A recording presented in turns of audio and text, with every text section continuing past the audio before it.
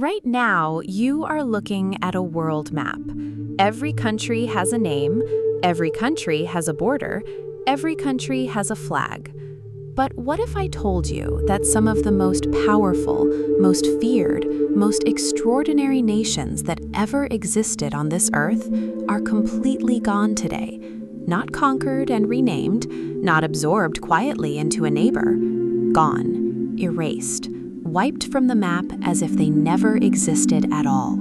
Empires that ruled millions, nations that changed the course of human history, countries that people were born in, lived in, died for, and would have died defending. All of them vanished. Some disappeared overnight, some crumbled slowly over centuries, some were dissolved with a stroke of a single pen. And in every single case, the people who woke up as citizens of one country went to sleep as citizens of another, or as citizens of nothing at all. These are the countries that no longer exist, and their stories will change the way you look at the world map forever. Imagine a country covering 11 time zones, a military with nuclear weapons pointed at every major city on Earth. The Soviet Union was born in 1922. Lenin promising equality, promising a new world, promising the end of kings forever. For decades, it delivered on that promise. Cities rose from frozen wastelands. It became one of only two superpowers on Earth, first nation in space, most powerful military ever assembled. Then something nobody expected happened. It simply got tired. The economy collapsed, the people lost faith.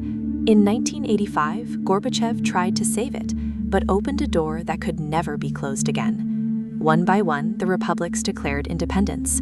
On December 25, 1991, Gorbachev signed one document. The Soviet flag came down for the last time. 15 countries appeared on the world map overnight. The largest nation in human history, gone. Imagine a country where 6 nations, 5 languages, and 4 religions all lived under one flag. Yugoslavia was born in 1918. Serbs, Croats, Slovenes, Bosniaks, all sharing one passport, one future. The man who held it together was Tito, charismatic, brilliant, unstoppable. Under him, Yugoslavia thrived. People were Yugoslav first, everything else second. Then in 1980, Tito died. Old wounds reopened, old hatreds resurfaced.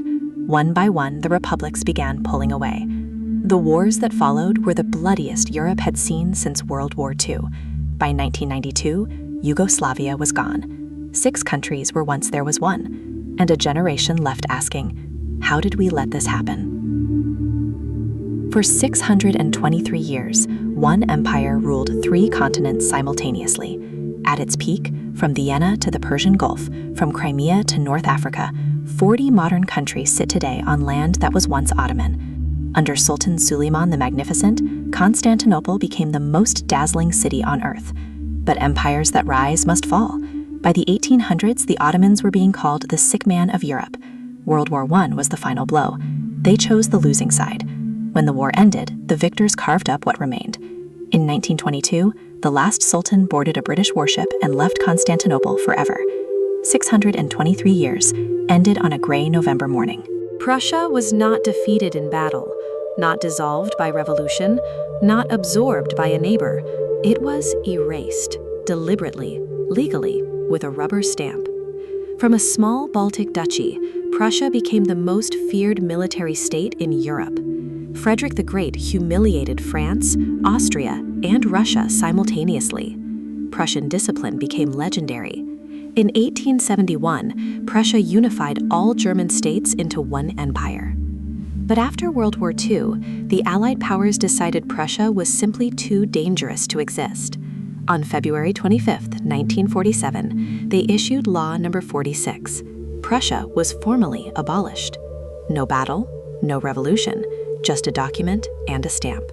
The most feared nation in Europe, gone in an afternoon. When Rome fell in 476 AD, the world assumed that was the end. It was not. In Constantinople, Rome continued for another 1,000 years. The Byzantine Empire preserved ancient Greek philosophy, created legal systems still used today, and built architecture that left the world speechless. But by 1453, the empire had shrunk to almost nothing. The Ottoman Sultan Mehmed arrived with the largest cannons the world had ever seen. The last Byzantine emperor knew he could not win. He put on his armor anyway. He fought anyway. He died on the walls. On May 29, 1453, in a single afternoon, 1,000 years of Rome ended forever. Most people know Texas as America's biggest state, but for 9 years, Texas was not a state at all. It was a country, with its own president, its own currency, its own army, its own flag. Born from the dramatic rebellion of 1836, the Republic of Texas won its independence from Mexico after the legendary Battle of the Alamo. Sam Houston became its first president. The Lone Star flew over a sovereign nation. But being a country is expensive. Texas was almost immediately broke. In 1845, after just 9 years, Texas voted to join the United States. The Lone Star was folded. The American flag rose in its place. But Texas has never forgotten it was once its own country, and never lets anyone else forget either. Of all the disappeared nations on this list, Tanganyika is the most peaceful in its passing. It did not fall in war. It was not erased by decree. It simply chose to become something better. Born on December 9, 1961, Tanganyika was one of Africa's first independent nations. Julius Nyerere led his people to freedom with extraordinary dignity. For 3 beautiful years, Tanganyika existed. Vast savanna, snow-capped Kilimanjaro, ancient Lake Tanganyika. Then, in 1964, neighboring Zanzibar proposed something remarkable. Let us become one. Nyerere agreed. 1 syllable from each name, Tan and Zan, and Tanzania was born. Tanganyika existed for just 3 years, but its mountains still touched the clouds, and its spirit never left. 7 countries, 7 completely different stories, and yet one extraordinary lesson. Nothing on a map is permanent. The borders we see today are not inevitable, not eternal. The Soviet Union fell because the ideas holding it together stopped being believed. Yugoslavia fell because the one man who made its people see each other as brothers was gone. The Ottomans fell under the slow weight of time. Prussia was erased by fear of what it might become. Byzantium fought 1,000 years and fell in one afternoon. Texas chose survival over sovereignty, and Tanganyika simply became something better. Every country that ever existed believed it would always exist. None of them were right. Look at the map you carry in your mind. Those borders are not mountains. They are not rivers. They are lines drawn by human hands, and human hands can always draw them differently.